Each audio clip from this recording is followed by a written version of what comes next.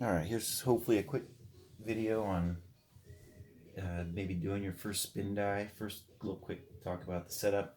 Got a record player, just needs to work when you turn it on. Some people cut off this little spindle so you don't have to set up these bumpers. This record player uh, also needs the bumpers for mid ranges and putters because they will fit over the outside of this because they don't have that wide rim.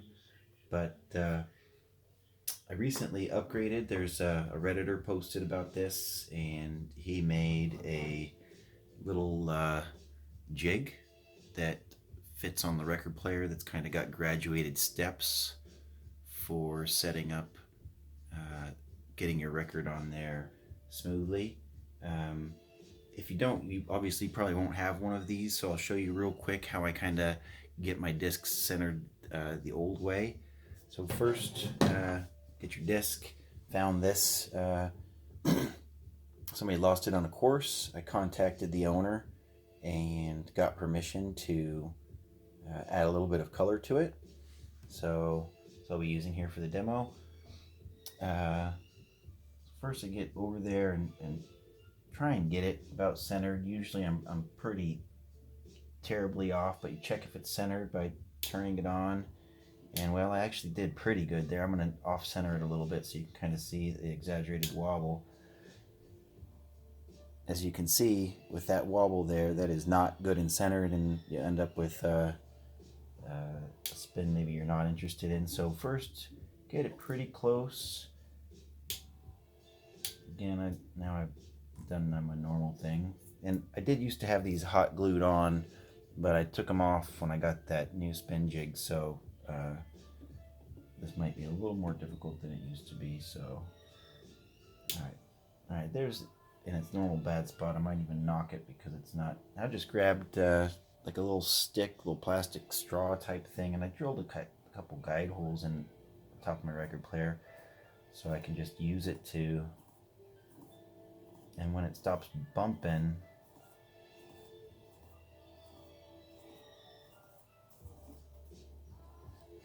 now you can see that it's a lot less wobbly. Now the new spin jig, take these off. Like I said, those used to be hot glued on because that was my go-to method. I pop that on there.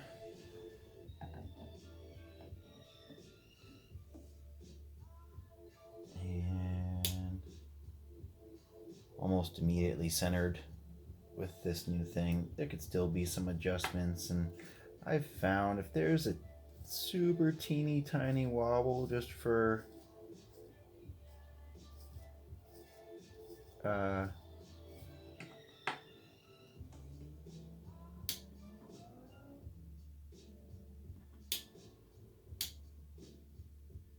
sorry, I got distracted as I focus here. There's a super teeny tiny wobble. It's not the end of the world, but of course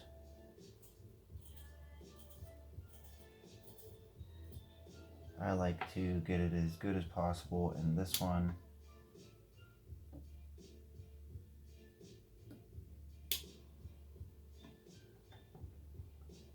is almost there.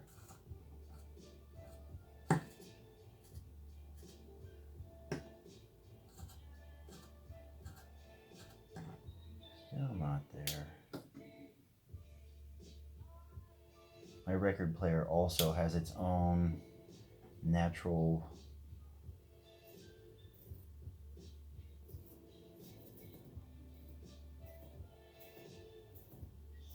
out of balance wobble, unfortunately, but I can usually get it.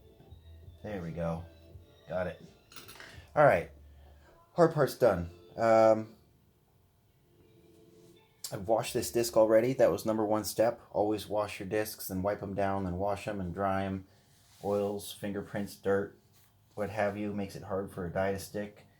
Now to the meat of this. Most common tool I use here, Q-tip. We're going to go with some of these quick coat worm dips, unscented. You don't want the stinky catfish or garlic smell on your discs. Let's start off with pink. Pink is one of my favorites. Actually, let's start off with purple. Whoa, pink, purple, pink. I like purple. I mixed up the blue and the pink to get myself a little purple. It looks blue in here, but it applies purple.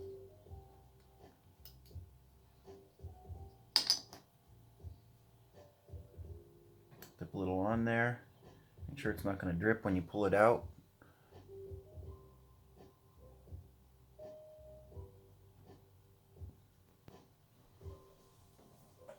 Pick a spot on the disc. I'm gonna try and stay. Try and stay out of his the guy's yellow and out of his stamp. So let's pick here. Rest your hand. Just gently press down.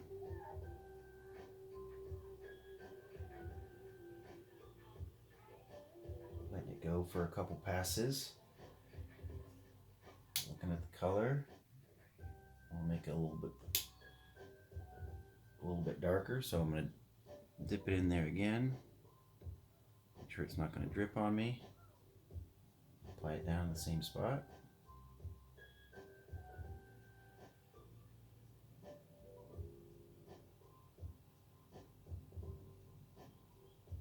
Now it's getting that dark purple that I was dreaming of.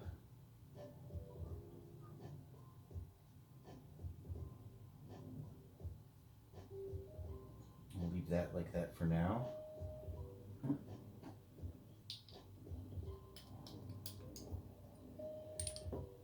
Go with some of this blue. Using a new Q-tip. Dip it in there. Now I could start right next to the purple, or I could leave a little gap. A lot of times if the disc has some good contrasting colors or something that pops and goes with everything, I definitely make sure to leave some gaps in between some of my different brands of color, but I'm going to leave just a little small white gap right there for now. I might come back and fill that in with something. Adding some blue now. Couple passes, give a little bit more. I want it to be a little bit darker blue again.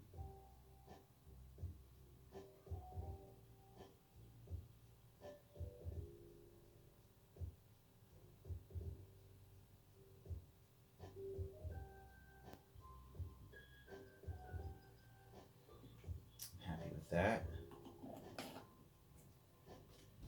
Pink. Ooh, do we go to green or pink route? I think I'm gonna go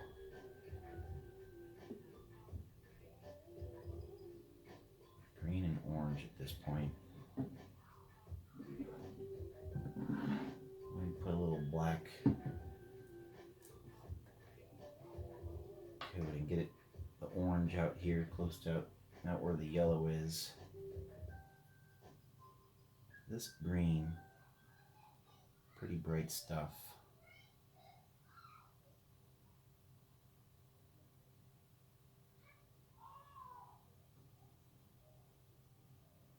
Kind of a fluorescent, almost looks yellowish.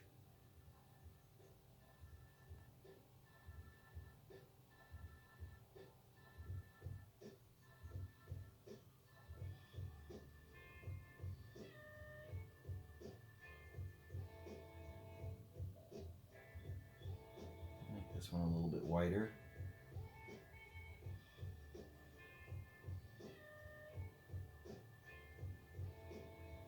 Drag that out there, out to wide band.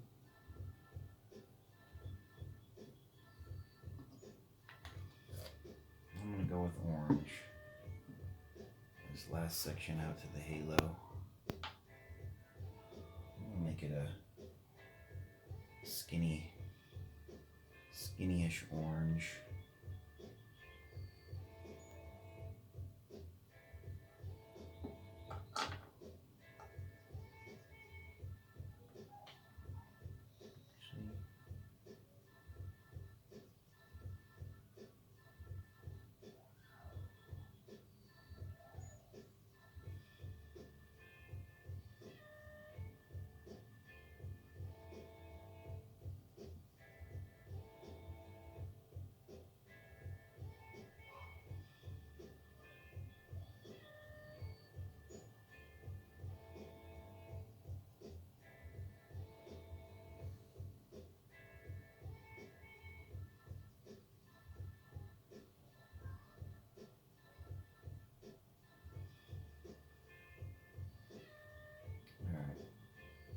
I want to come back to that purple.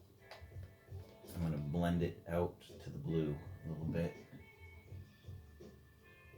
Back to my purple.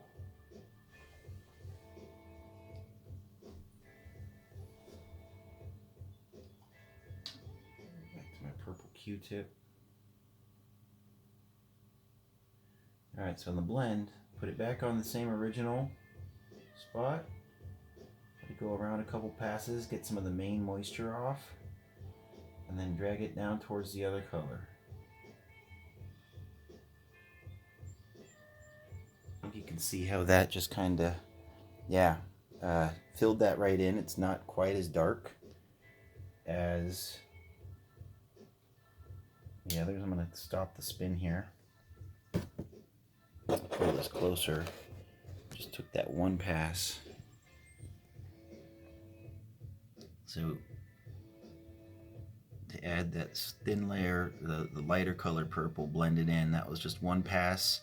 If it was a wider thing, I would go over it 2 or 3 times to get a nice feathering from the dark purple into the light purple. But I just wanted to add a little bit of color in between the purple and the blue.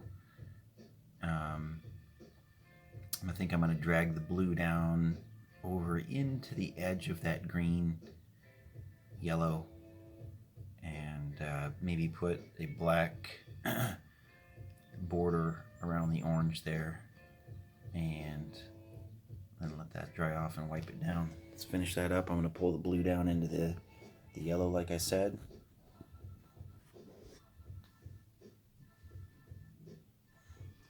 Close this up.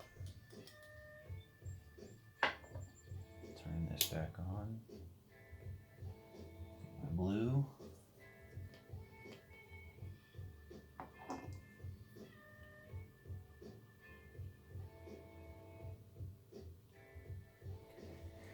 Again, put it on for the first pass, first couple spins around, put it on the same thing, get your Q-tip.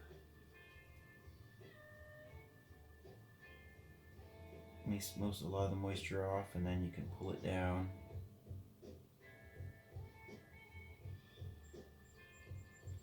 You have it very wide to work with, but I can see it. I'll actually pull it up into the purple a little bit as well. I'm going to dip it again. Get most of the liquid off, rubbing it off on the side again, setting it down in the same main spot before pulling it up into the purple a little bit, back to the main spot, pull it down into the yellow, and you can actually see there the blue, but this does say green, UV green, but comes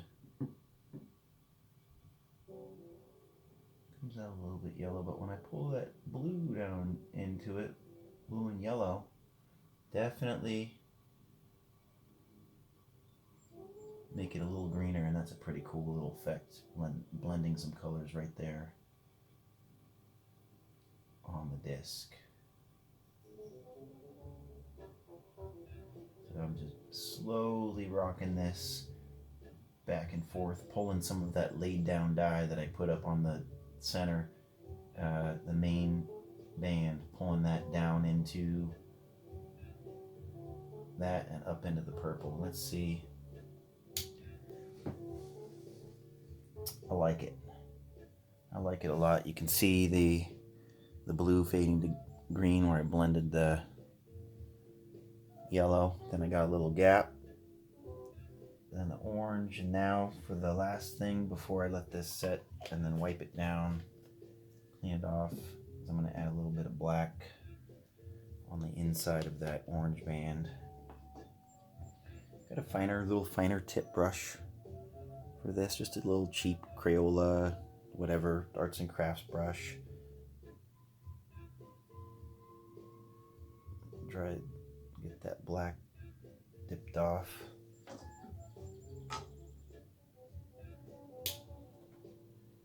Turn this on, get that black again one more time. Stuff dries pretty fast. Try for a thin line.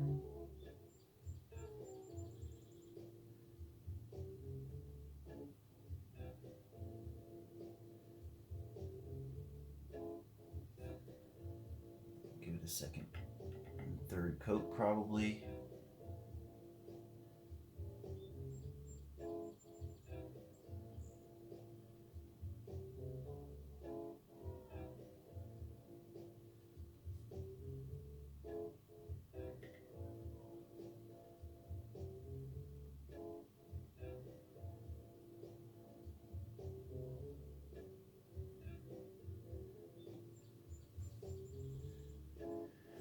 Oh man, I think it would look cool to go put one on the outside of this too. Or maybe on the inside of the purple. This is where I lose it. It usually comes out looking different, good. Like here's one, got the black highlight on the inside. This one didn't use any black at all.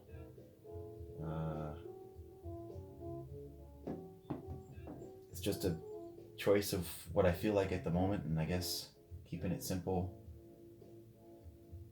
I'm gonna leave it like it is and send a picture to the owner, see if they're happy with it. If they want anything else, start a new video on the cleaning process. Don't forget to clean it. We are not done. This will bleed all over your discs if you think you are finished and start to bag this disc. So I'll start a new video cleaning process after you're done here with the spin die. Thanks for watching.